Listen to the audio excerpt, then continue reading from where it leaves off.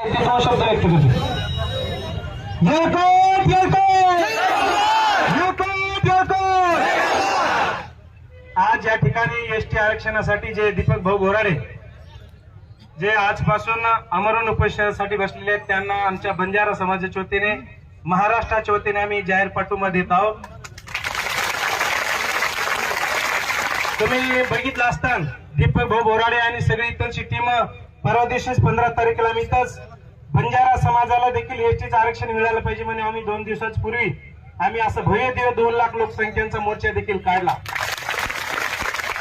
आणि धनगर समाज असेल बंजारा समाज असेल तर तुमची आमची एकच मागणी आहे. पण जसं तुम्ही बी मेंढ्या चारणारे आहोत आम्ही बी ढोरा चारणारे आहोत आणि आपण जंगलात राहणारे लोक आहोत. आणि इथं ना काँग्रेस ना बीजेपी ना राष्ट्रवादी ना शिवसेना जो आपल्या हिताची बात करेगा वही हम पे राज करेगा.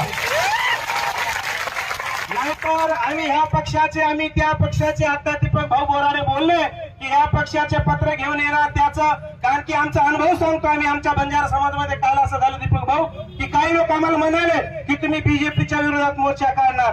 अहो कोणताही सरकार असेल आता मराठा समाजाने मोर्चा काढला धनगर समाजाच्या वतीने मोर्चा होत आहे बंजारा समाजाचा मोर्चा होत आहे आदिवासी असेल ओबीसी असेल कोणाच्या विरोधात बोलणार काय विरोधी पक्षाला मागणार आहे का आपण जे सत्तेमध्ये बसलेले लोक आहेत त्यांनाच मागणी राहणार आपली.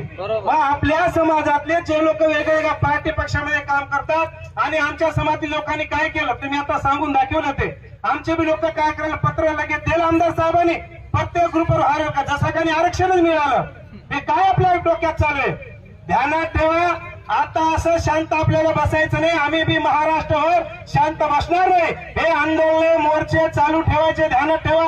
आता